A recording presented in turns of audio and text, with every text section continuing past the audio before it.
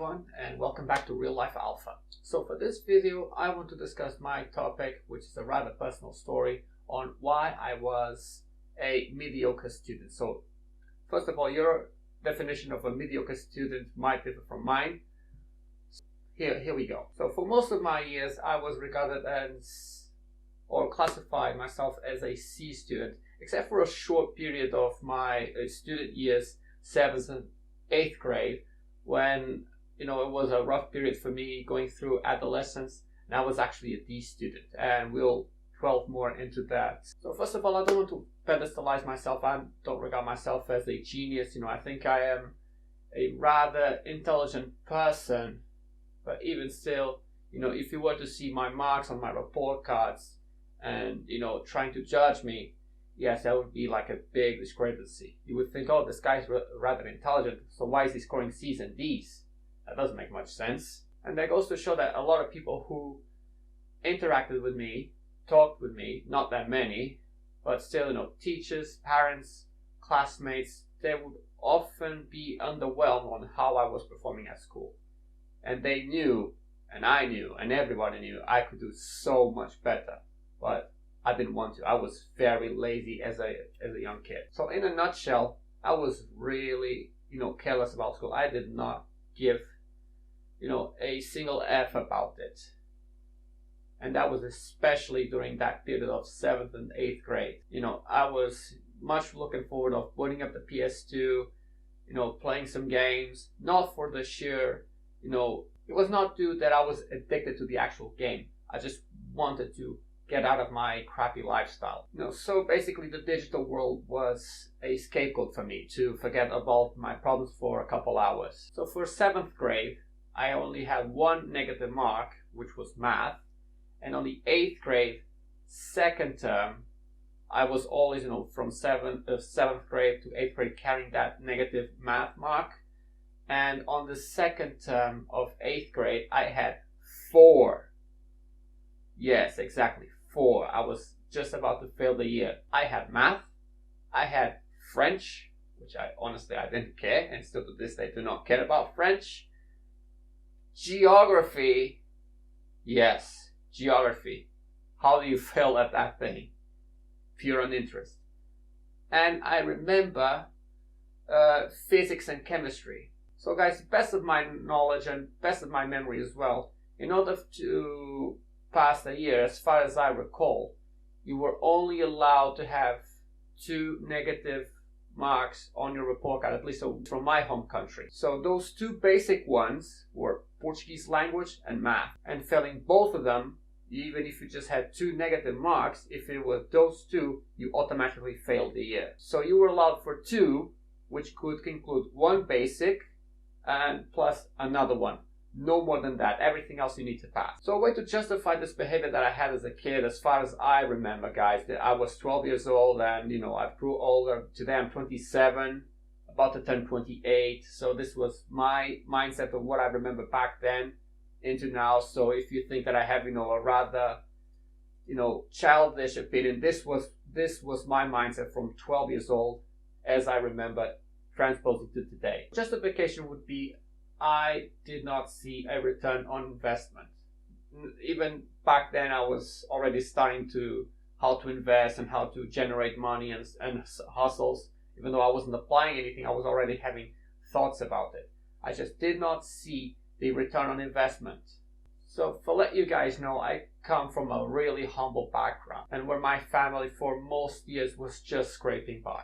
I wasn't really that showered in presents, which is actually one of the very few positive things I can get out of. As a consequence of that, I was really envious of my classmates who were living substantially better than me. Causes of that would be having a bum father who was unemployed for a lot of years, and a minimum wage hardworking mother, supporting a family of 5. As a kid, I would sadly joke that on my birthday I had a plate of food, whilst my colleagues, literally, were swimming in presents. Now, coming back to that period, that was, the really rough part, 7th, 8th grade, that when I was about to fail 8th grade, and honestly, I wished to fail at that grade. I just wanted a fresh new start. I remember that I got a private tutor and holy crap, those were some really tough times. I remember I studied my ass off for less than 2 months to catch up the whole year on everything. Yes, definitely it was not very fun to have my ears pulled all the way to the ceiling and somewhat resembling this character right here. I firmly believe that a lot of these, C to D students, a good chunk of them do not have those grades due to, being stupid or intellectually inferior to their peers. No, those kids, they lack drive, they lack motivation, they really have some much more deeper issues than just not being able to sum numbers or to write full sentences. There's a much deeper problem underneath it. I also recognize that, being a good student is a lot of work. And I do say a lot of unpaid work. Especially in my home country after the 5th grade. Once you enter 5th grade, the number of subjects that you have literally doubles. The school workload just, exponentially grows. And also we are introduced to a lot of subjects that, for all intents and purposes, I would classify them as worthless and obsolete, such as biology, chemistry, physics, history, my dreadful geography. I just don't see a practical use of those subjects in an everyday job. If I'm a barista, why do I need biology? If I'm a bartender, why do I need chemistry? I could be wrong. I'm neither one of those, but if I'm going to work at a store to stock shelves and mop the floor, why do I need to learn history? School, like any other job, requires motivation, self-discipline, commitment, and a lot of hard work. You guys need to, acknowledge that this is forced on a child, on a very small child that instinctively wants to play, wants to have fun, and wants to enjoy his or her youthful years. And that is why I think that being a teacher is a really challenging job. Putting kids to do tasks where there's no reward for doing said task is next to impossible. If you want to train a dog, what do? You teach him or attempt to teach him to do the trick, and then you reward him with a treat at the end of the trick if he succeeds. I was very rarely, treated for having good grades. Let's say I would avoid pain, as in also physical pain. I was threatened by my father many times of getting beat up. Yes, beat up. Actually, sometimes even getting beat up, and always being threatened to be a bricklayer. Which actually is not so much bad of a job these days. Those guys, if they're talented, they make some pretty good money. Way more than a barista. I don't know, but to me this is just an idea. Maybe it would be a nice idea to actually pay top students a minimum wage salary. I just don't see why that isn't a thing. Like I said, this is just an idea, and people who are actually working, I think they would much rather pay from their taxes some sort of a salary to a top student that could potentially help them out in the future, rather than give it to those, clowns in the parliament that we call politicians, or to give some to some other, benefit claimers.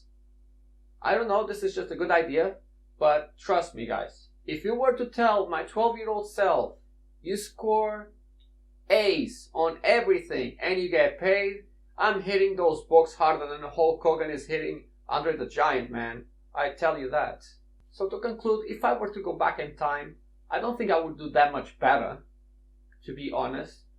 Definitely would not go into that period of out-of-pocket negative marks and having to do a major catch-up. Those were some really dreadful times. They were good. They impacted me in a really positive way, but that pain, that scars me. That scarred me for life. I have to admit, that scarred me for life. And as I was, finishing all my studies to graduate from high school, I was not disappointed to, discover that vast majority of employers just did not care. Nobody cared about how well you did at school. Did you score an A in chemistry? How were your grades in geography? Did you pass history? None of that. So I would like to ask my viewers, how good were you at school, and did some of that success from school, transpose into your professional career?